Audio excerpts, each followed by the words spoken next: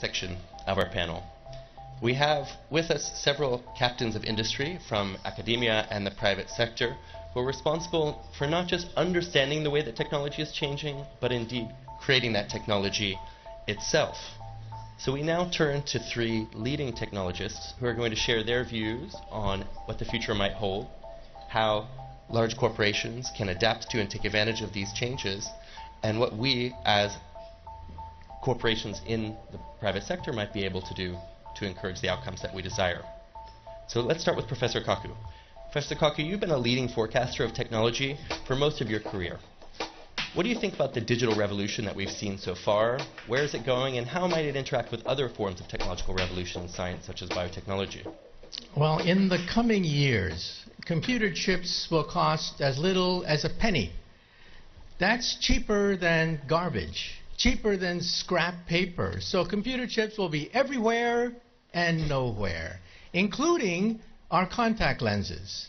So when we put on our contact lenses and blink, we will go online. And who were the first people to buy internet contact lenses? College students taking final examinations. This means that my students will blink, and they will not have to memorize all the things I've been talking about. This is going to revolutionize education, because we cannot force students to memorize things that they can simply blink and get. And then if you feel sick, you will blink and see RoboDoc. RoboDoc is artificially intelligent, talks to you in plain English or Russian or whatever, speaks any language, accesses the entire internet for sound medical advice, almost for free. This is going to revolutionize the medical establishment. We'll still have doctors, but doctors will use RoboDoc as an aid. And if you're in a car accident in a foreign country, you don't speak the language, you'll talk to your wristwatch and talk to RoboLawyer. RoboLawyer understands the law in any country, in any language. In fact, I personally believe that artificial intelligence, the robotics industry, will eventually become bigger than the automobile industry of today, because your automobile will become a robot. You will talk to it. You will argue with it. You'll have discussions with your car about the best route to take. And when you want to park the car, you simply tell your car, park yourself. And the car parks itself. This is going to revolutionize urban economics when you don't have to worry about parking anymore. And then the next organ to be digitized is the brain. You may not know this, but 2 years ago, scientists were able to upload the first memories. Memories can now be uploaded and downloaded. This makes possible BrainNet. BrainNet could be the next step in the evolution of the internet. Instead of zeros and ones, instead of text, you'll put emotions, feelings, sensations, memories. Teenagers will go crazy. Teenagers put happy faces at the end of every sentence. Why bother to do that when you can put the emotion of your first dance, your first kiss, your first whatever, right there on the internet? And so in the future, when you walk into a room, you will mentally command the internet. You'll take dictation mentally. You'll turn things on, turn things off, communicate with other people. People will think of you as a wizard of some sort, mentally communicating with everything around you. That's BrainNet. And then biotech is being digitized now. We can create a human body shop. We can create from your own cells, so there's no rejection mechanism. We can create skin, bone, cartilage, noses, ears, blood vessels, heart valves, bladders. Complete windpipes can be grown in the laboratory. The next organ to be grown, by the way, is the liver. So for all you alcoholics in the audience, take heart. We may be able to grow your next liver. So even the economy is now being digitized into something I call perfect capitalism. You see, capitalism is based on supply and demand. but you don't know who's cheating you when you buy something. You don't know what the profit margin is. In the future, your contact lens will scan everything in a store, tell you who's cheating you, tell you who has the best product, what is the profit margin on every single thing that you can scan with your contact lens. And so capitalism becomes perfect. Perfect supply and demand. This means that there are winners and losers. The losers will be middlemen. Because why did Amazon become so big? Why did Airbnb, why did Uber become so quickly so large? Because they digitized the middlemen. So I tell my friends, if you want to become a billionaire, take an industry, take any industry. Write down all the places where there's friction, where there is middlemen, where there's obstruction, where there's frustration. List all the places in any industry, digitize it, and you too could become another Amazon founder. Thank you, Professor. In good futurism, that is a future with both inspires and terrifies. So thank you. Be careful. Mr. Greff, you've had to, by necessity, understand the direction the technology has been moving and then actually implement it in the context of over 300,000 of your own employees. Could you share a little bit of your experience about what it means to actually put these changes into practice? Thank you very much for your question. I was listening with great pleasure to what our guest was saying, Mr. Kaku, and I remember about 7 years ago I was reading his first book, The Physics of the Future, and about AI. That chapter was very interesting. I read it very carefully, and it said that by 2070, humanity will not be able to create a global AI to be able to use. So back in those days, I kind of breathed out and said, okay, we can take it easy, like it's not coming anytime soon. But now the futurologists, even such great minds as Mr. Kaku, who's a prominent futurologist, sometimes they make mistakes. We cannot forecast those things. We are not able to keep up with the things as they go on. So I would like to stress three things which we face as key objectives.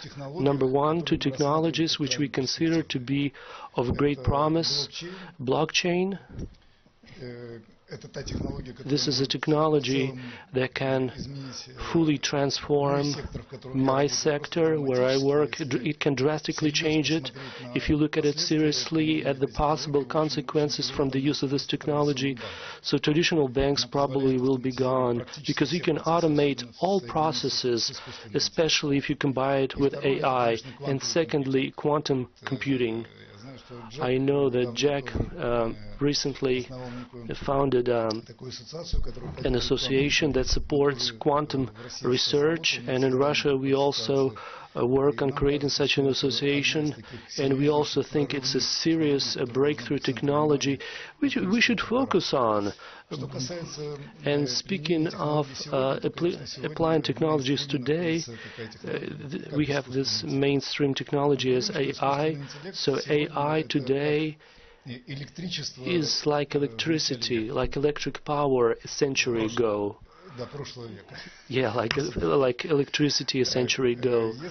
So if in the past we were thinking that AI, machine learning, big data, this is something that we'll be able to use in decision making, when on issuing loans, etc. But today, basically, there are no spheres, no areas in our business where we don't use it.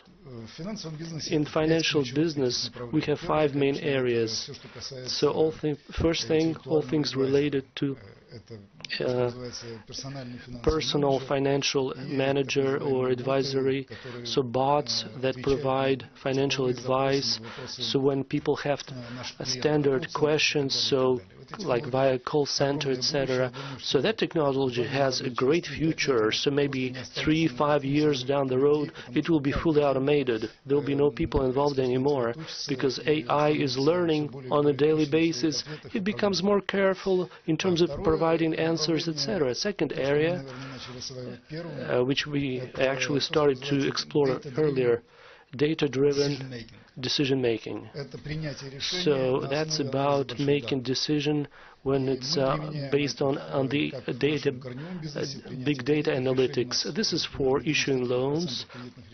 99% of decisions on issuing loans is done without any human involvement. So that's only for retail clients, and we would like to apply it to our corporate clients as well. This is a great shift. So the third area is cybersecurity. Naturally, we are one of the largest transactional organizations in the country. So we have 7,000 to 8,000 transactions per second happening just in our company, and you can analyze them only by using an AI. And we're doing this. 74% of our clients prefer the security of transactions on credit cards and having cash back. And so security is one of our top priorities. So all things related to cybersecurity, this is where we use AI and machine learning on a daily basis to fight hackers, especially social engineering, when people get involved in the fraud and we analyze our clients. This is number 4. So because we become more individual. So it's not like the average run-of-the-mill client anymore, but we work with the average client on the individual basis. So AI is very much needed on that front as well. The 5th area is automation of all of our activities, practically back office, accounting, audit, legal activities, all simple operations will be automated. This is what we're doing day from day to day, and by 2020 it should become our daily reality.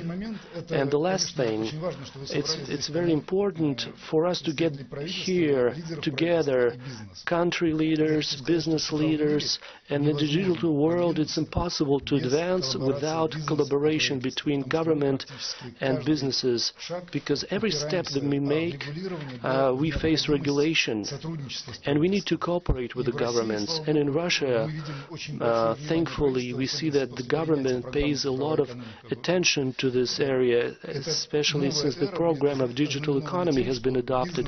In this new era, business and governments will be working hand in hand, as Mr. Medvedev said. So the most important thing, the main resource we have is the time saved for our citizens and clients. Thank you. Mr. Greff raises a very important implication of the technologies described by Professor Kaku, and that as technology advances, we're able to do more with less.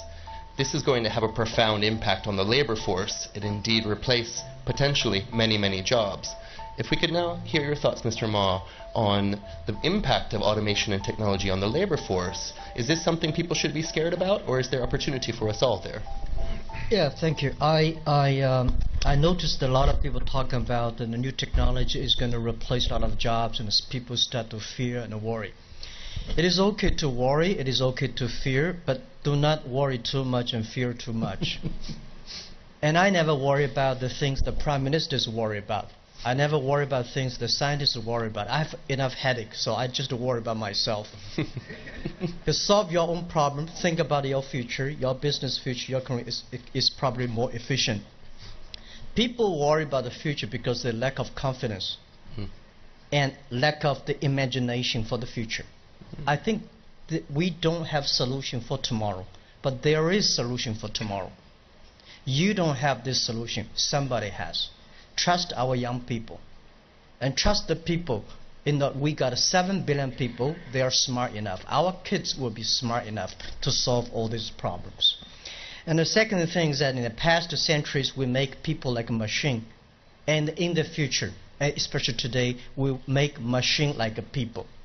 But in the end, machine should be machine-like, people should be people-like, and people should have confidence that we people have belief, we have religion, we have value, which machine does not have. And I don't believe the machine is going to take away man's job. And every technology revolution The third technology revolution we had. The first technology revolution killed a lot of jobs, created even more jobs. Second technology revolution killed a lot of jobs and created more jobs. We are going to create more jobs. This is for sure.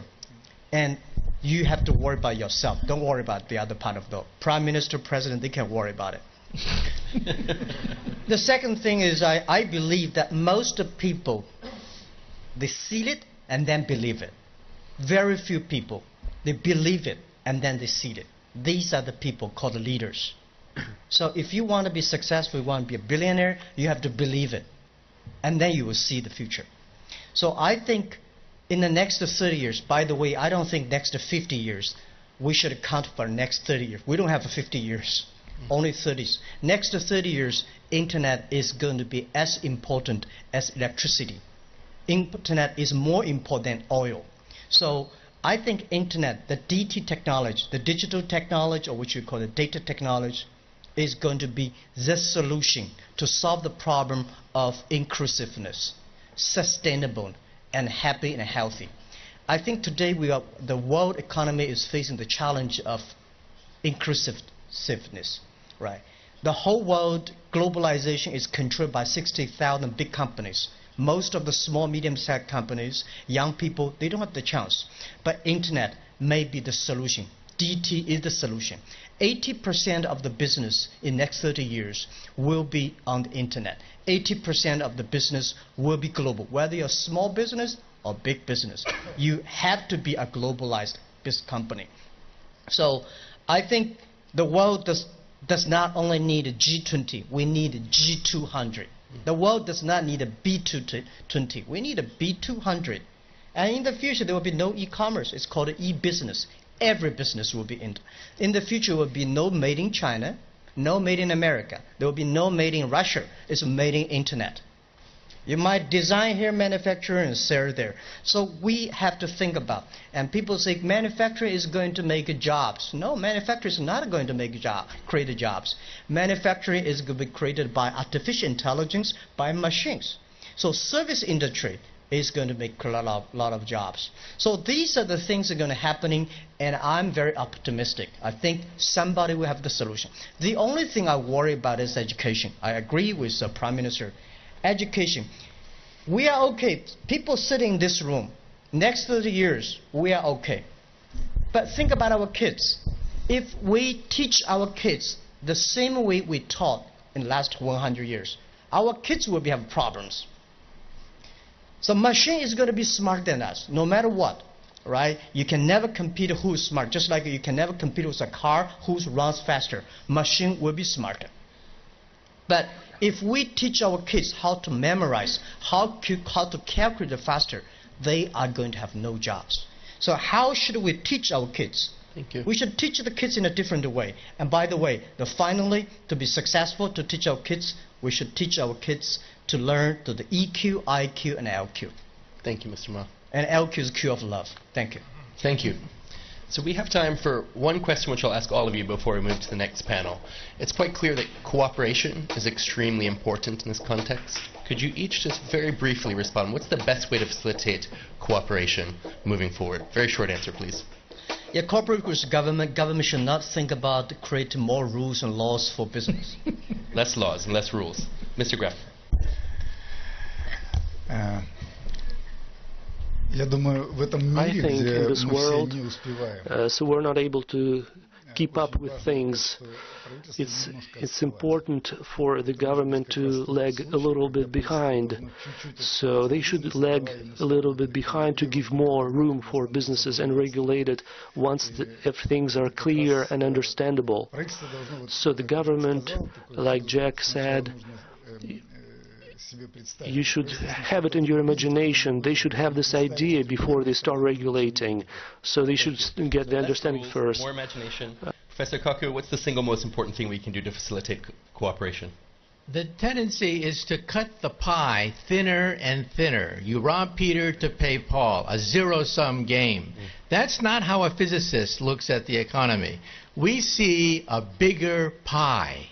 Because where does wealth come from? From the steam engine, to electricity, to computers. It comes from science and technology. That's ultimately where wealth comes from. So it's not a zero-sum game. It's a win-win situation. And that's why people will cooperate, because they see that if they benefit, then everybody benefits as well, because the pie gets bigger. Thank you, Professor Kaku. Thank you, Mr. Greff. Thank you, Mr. Ma.